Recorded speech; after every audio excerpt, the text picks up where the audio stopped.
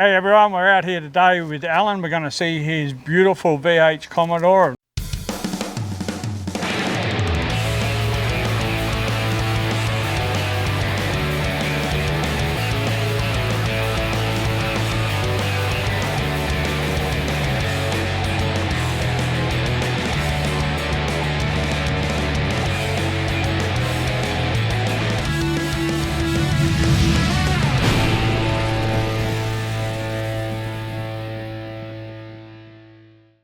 All right, g'day everyone. Today we're here with Allan. Now Allan's got this VH 81 Commodore that we're going to have a look at. Allan, welcome to the channel. Yeah, thanks Dan. No worries at all. So how long have you had this beast for? 83. I actually bought it in one of the first petrol fuel crises we had when fuel was going up and everyone panicked and sold their V8s and their 6s and bought Japanese 4s. And this was down at Shacks in Fremantle, and I went and had a look at it, and it was a 6-cylinder. I said to the bloke, mate, I want an 8. Find me an 8 and just give me a call. But he ended up ringing me. He wanted to get rid of it, and I got this thing so cheap I had to buy it. Yeah, okay. Fair enough. No, I've had it ever since. So it's literally one owner car, or two owner. Yeah, well, it would have only been a couple of years old when you got a hold of it then, right. In that case. Yeah, factory shadow tone. So yeah, the two-tone paint. So that's a feature with this model of car. So tell us a bit more about that. Yeah, the shadow tones, they didn't build a lot. I don't know if it's fact, but they talk about 157 originally came out of the factory in the first build, and they had 2 paint codes on the tags. Okay.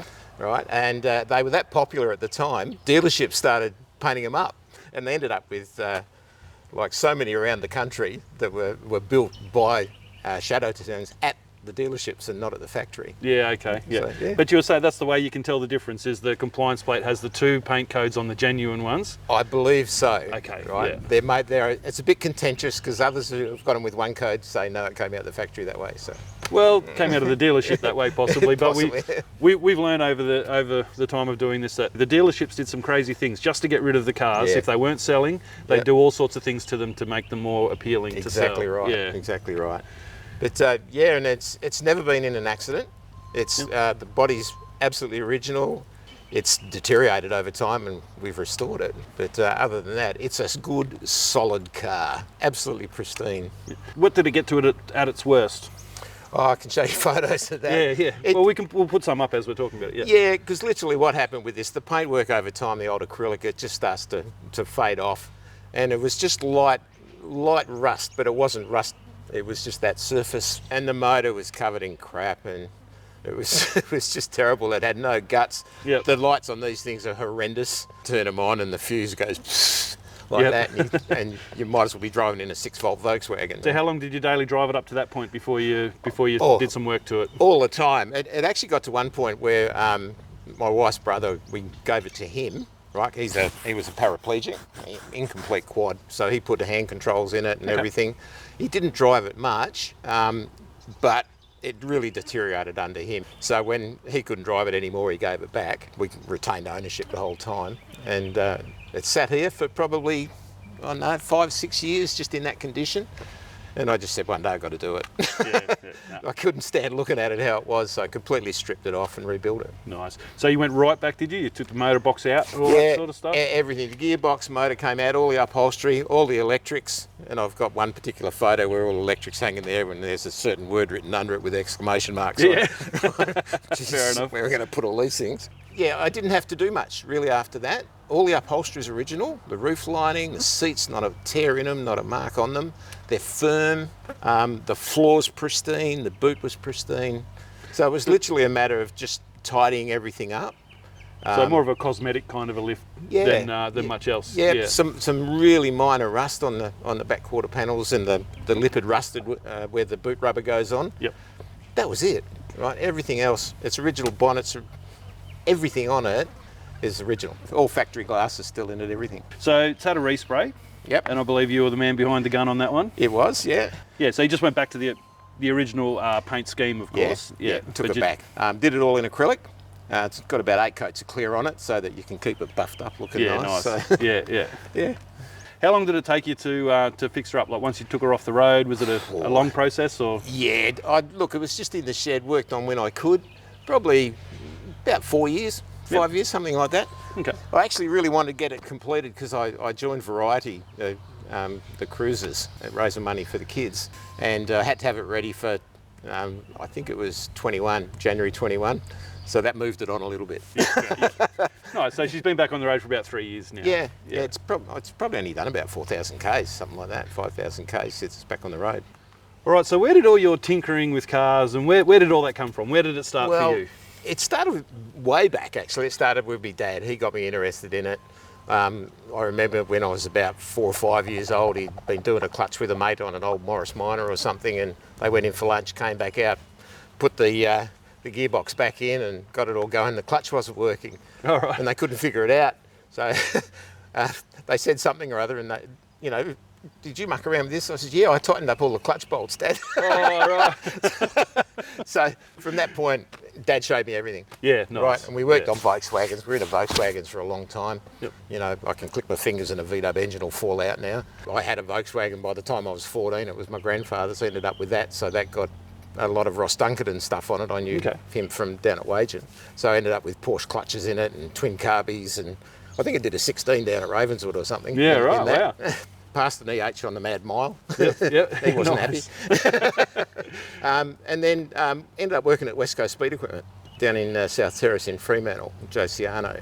At that time, I just bought myself, I got rid of my Vokesy I had, and I bought a HD Holden, driving it through Fremantle going to work, and this is yellow Monaro behind me, canary yellow Monaro, tooting its horn, So I've pulled up, guy gets out, that's my car, and I went, it's my car, mate, I just bought it. Yeah. He goes, no, it's my old car, it was Millsy. Oh, rightio, Chris Mills. Yeah, okay. So we got to become mates, and the first drag he did down at Ravenswood, we built the car up and got it ready at my driveway in Hammy Hill.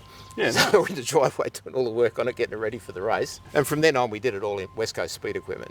And at one point, when he got the first real serious stuff, he got the slicks for it and got them in from the US and the high-rise manifolds, and he's cutting holes in the bonnet, and slicks wouldn't fit, so he's behind there with a hacksaw cutting the arch out to make everything fit. And then when we got it ready, on the trailer, he goes, I'm going to stir up my dad, because his dad owned the Market Street pub, I think it was. So he's done a lap of Fremantle with the extractors and the slicks on it. Back into the shed, roll it all down. Yeah. So caught up with Chris about a year ago. Yeah, right. Said hello to him again. So it's always been something that you've always been into. Yeah, absolutely. Just passionate about cars. Yeah, and you can probably see I'm a red man. Yep. Oh, that's all right. Nothing wrong with that. Yeah. That's pretty much the history. I've just never got over it, never got out of it. Lost contact for a long time with work and kids and everything else. And really only got seriously back in it in the last 10 years. Right. Yeah, it never really leaves you, does it? Doesn't. It never does. Oh, very nice, mate. All right, well, I know you got a little bit of a surprise under the bonnet. It's not normally under one of these things, so let's go have a look at that. Wow, that is a bit different, isn't it? A little bit different, yep. Yeah. So the triple Webers. Yeah, when I was redoing it, I was really tossing up and throwing a V8 in. Everyone does it, right? And this was such a good motor. It's actually a Repco motor, right, with the yellow Terra head on it. Original stuff from way back when it was all just happening. Pacemaker head, extractors on it, 3-inch system right through. Made it semi-quiet. Yep. I didn't want it too loud. It's a bit of a cruiser. It's a daily driver. Yeah. And the Webers, tuned them up myself. Okay. Got on an Italian website where the guy actually shows you how to jet it properly and get all the Venturis correct, and how to balance them all up. So it's not that difficult once you get all the right information, like everything else. Sharing information these days through the internet and stuff makes this stuff... It's brilliant. Much better to work on, doesn't it? It really is. I think I mentioned it before. Everything that was on this car, I've still got original. I've still got all of the gearbox, because it's got a different 4L60E gearbox in it. I didn't put the 700R4 in because I didn't want a TV cable running. Okay. So I threw a 4L60E in, and it's controlled by a thing called an HGM controller. And a lot of guys use these when they're putting them into their four-wheel drives and things like that, because it's a really good box that they use in them. Brilliant. You can actually set the gears in an A and B sports mode. And you can do it on the phone, or there's a controller in the car will show you. We can do it when you're driving along the road. You can just reprogram the shift levels and how fast she kicks in. So the electronic gearbox is completely run by its own little computer. Yeah, one little computer over there. Okay. Yep. And it's programmable. That's a nice feature, isn't it? Yeah, I changed it yesterday. I took it out for a drive yesterday and just to give her another good run. and didn't like one of the shifts, so I just came back, got the phone out, Yep. just firmed it up a bit. Well, that sounds awesome. And then Yeah, I've got you got another box over there. So yeah, it's it's a PWM controller. I know Davies Craig do them as well. I like this one. It's from the US. Another one that they use in a lot of four-wheel drives. You can switch it off if you're going through water, okay. right? So nothing gets damaged. But it graduates the fan. Instead of the fan coming on when it hits a degree and then dropping it down and then it switches off and it kicks up and your engine temps go like that. Temp. Yep. This graduates it on as the temperature hits the one you set for it. Okay. And it just keeps it at that. It just graduates the fan up and down to make sure you have one temperature going through your motor. So the motor's not going through extra stress. It's just cool. So very, very much still got the tinkering in the blood. Yeah, electronic fuel pump bolted on down there where the old mechanical one was. It just bolts on. Made a plate up for it.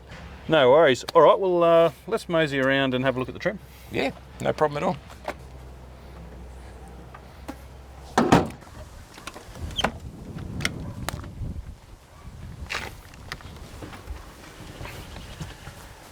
Wow.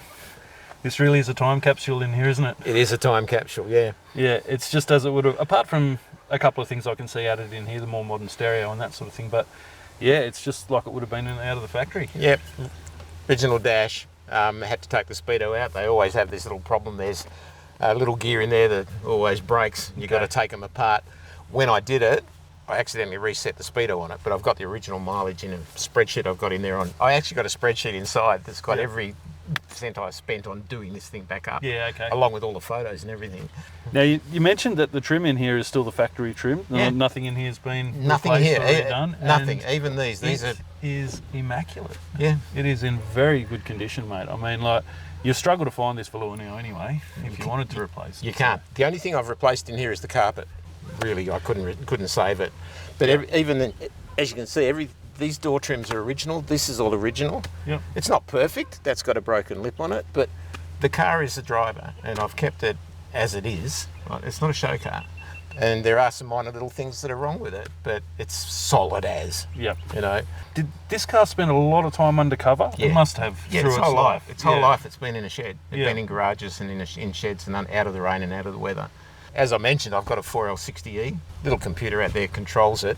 And in here, we've got another little computer that you can program while you're in the car and So change. that's where you do your adjustments. Yeah, gear settings and how stiff the changes are and all that. How versatile is that? Can you get more revs out of each gear before it changes? Yeah. Have them longer ranges, that sort of Yeah. thing? Wow. Yeah, and it's got a sport mode. It's got an A and B mode in it. So I set it for A for driving around town with softer changes and changing a bit earlier, especially with the triples on. Yeah, of course. Yeah. Right, you want to keep the revs down a bit. And of course now with the B mode, you set it at 6,000 revs for the changes and firm it up a bit. It's got a Corvette servo in it, firm it up a little bit. So that's a mod I've never seen before, and I'm actually quite interested in that. A lot of guys don't know about them. Yeah. I did a lot of research to find it. The guys are so helpful that you get it from. It's Mob in Victoria. I can't remember their name. Don't know if I can mention the mob that actually helped me put it in. Definitely down in can, yeah. Automac Transmissions down in Myrie. We had it up on the hoist. They'd not done one before. So easy, they said. Yeah, okay. It's actually got a VE torque converter in it. Right, they pretty much bolted in with a minor change on it. So it's actually like a handy little piece of technology by the sound of it. It's a modern car, and I don't know if you notice here, this was a Trimatic, so all you had was park, reverse, drive, 2-1. Notice we've got drive 3-2-1. You've got 3-2-1 in there, yeah. So there's a guy over east makes these for the conversions, and it's the original shifter. Yep, nice. Shifts the 4L60E. And it just keeps that originality about it. Yep. That's beautiful. Yep. No, I really like that setup. That gearbox setup is really cool. And this is the lockup for the gearbox. I've actually done, this is the original centre console is inside, stored, right in the cool. I got this one. I actually cut it. Yep. And it's joined through the middle here. But I did that because I've had to do a modification for the gearbox. This is a manual lockup Okay. for the torque converter. So it locks the So converter you can up. actually lock it up at any time. And this one here sets the A-B mode. Yep. So you push it back, hold it, and it flicks it from A into B, which is the sport mode. Just Yeah, while you right. drive along, just hold it down, get to the lights. Hi, boys. Yeah, right. No, that sounds heaps of fun. Yeah. That sounds like a really good feature. As far as cost-wise to set that up compared to like going with your traditional Turbo 700, did you find it comparative? Gearbox was cheaper because there's a heap more 4L60Es around. And mainly because people don't know about that controller. So the box itself was cheap. the conversion setup was cheap. I've actually got a whole thing on one of the forums of a whole breakdown of what I bought and where I got it from. And a lot of guys, I think, over Easter starting to use that a little bit. Yeah, we might put a link to that as well, so that we can link that into the video. Because all up, I think it was around 8-9 grand. Okay. All up. Yep. Right, but a lot of that was labour costs in hours, which I was prepared to pay at the time. Awesome in here, like I said, just like stepping back in time when you jump in something like this in this condition. So that's awesome. All right, well, let's roll around the back and have a look around there. Yep. No worries. Oops, sorry.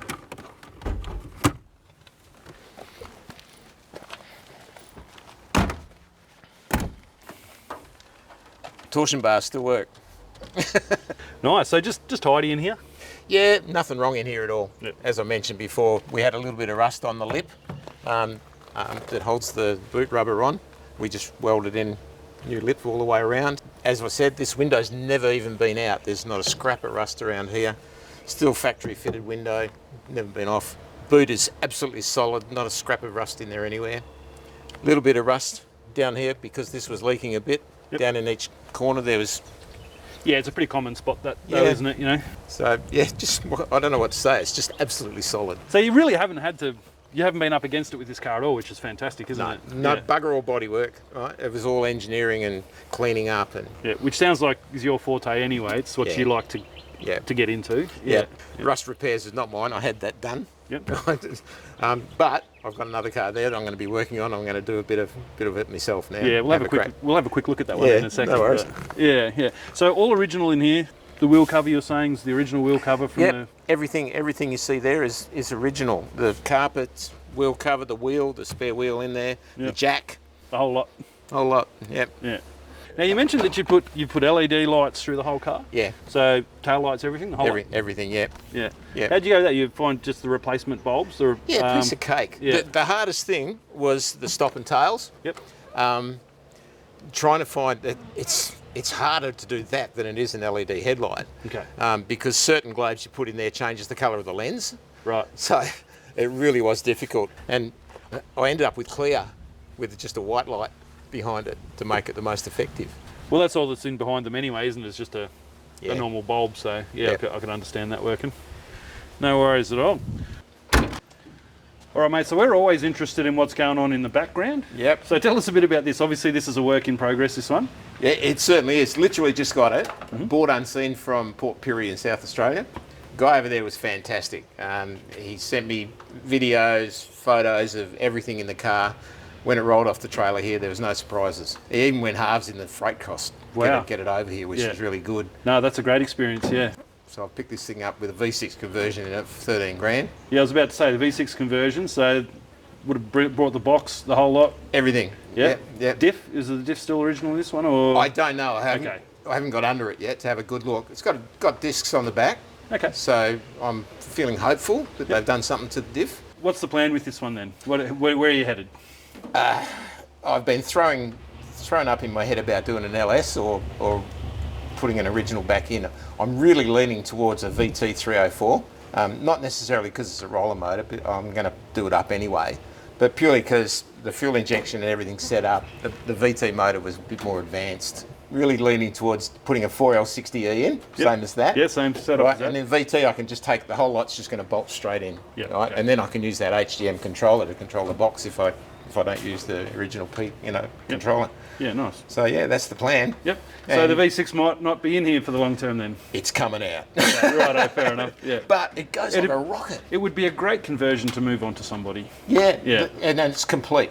Going to stick with the original colour on this one? Probably not. Yeah, nice. Probably not. It's a bit of a hybrid. It's got GTS guards, GTS dash, and Statesman Caprice interior. It'd be interesting to know what it came out the factory with, or whether it's just been because it's had the conversion, someone's done the dash or whatever else. Well, actually, someone might have got a donor car or something. To that end, if anyone recognises this watching your show from SA or wherever, let us know. Let us know, because I'd love to have the history on it. Yeah, really would. Oh, well, we'll look forward to seeing where this goes. I'll keep you informed. Yeah, awesome. No worries. This is a 2008 model. Yep. And manual, 6-speed. Beautiful. Love manuals. 6 litre, and she's nice.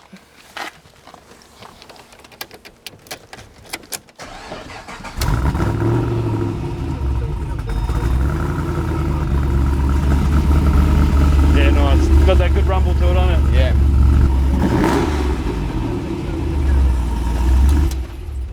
It sounds mint. It's nice. So what have you done under the bonnet? Got a bit of help from a mob I don't name. Yep. Street Quick Performance. Okay. So that's the only hit you've got on the car that it's got anything done to it. Yep.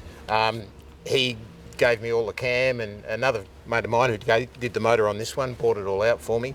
Got all the bits that I needed to rebuild this. Didn't do anything to the bottom end. It was just immaculate, absolutely immaculate. Top end, he redid the heads for me, cleaned them all up, shaved them off, reseated everything down, doubled the springs up, put proper double springs on it, and we threw the smallest SQP cam we could put in it. Yep. SQ3. Yeah. And that's pretty much it. And I just put it all back together, new seals, Yep. Everything else. So you just basically pepped her up a bit. Yeah, just pepped her up. It's got an just in case you're carrying a fair load on the back. Yeah. A bit more horsepower. It's got over the radiator intake on it. Again, the manta extractors and manta system, 3-inch all the way through. So yeah, and it's running. I've got the dyno in there. It's doing 460 at the back wheels. Wow, yeah, that's pretty good. Yeah. You don't need any more than that on the street. No. That'd be good fun. No, Yeah, and you definitely don't drive it in peak hour traffic.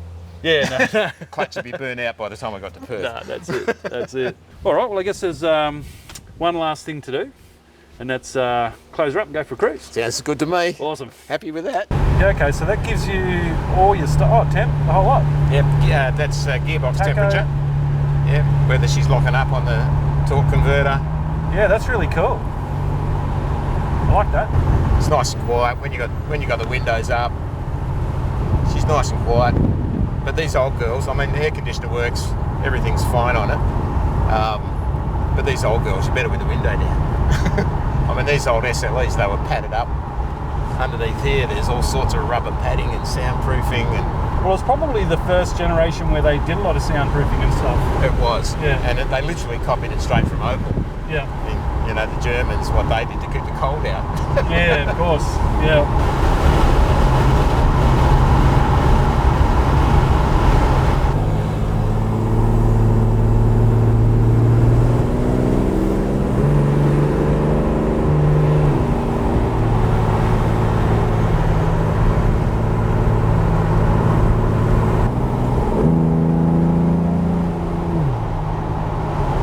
Those Webbers, can't you? They've got a unique sound. They sound fantastic. Yeah, And when they got the trumpets on, yeah. just that they don't keep it very clean, that's the problem.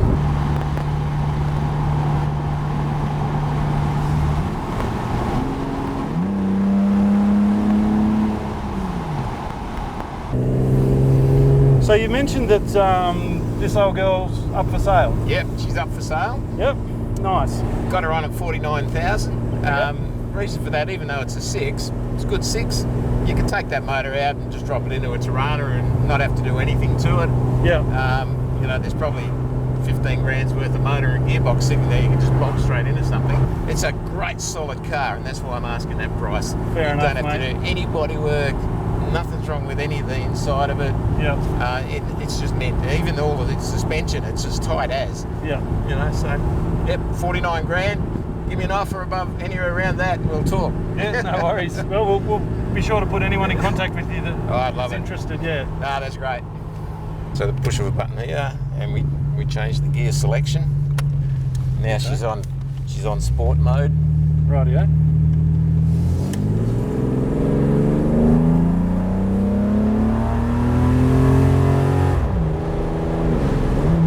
Yeah, you can really tell the difference, can't you? Yeah.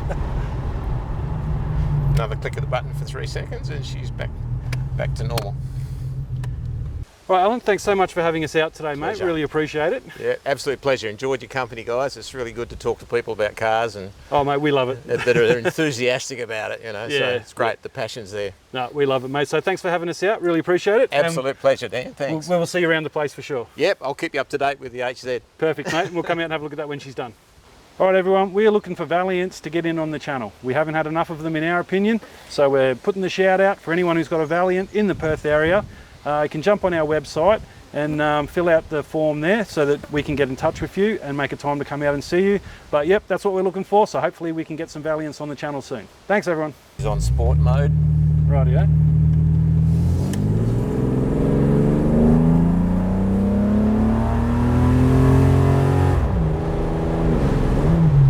can really tell the difference, can't you? Yeah. Another click of the button for 3 seconds and she's back to normal.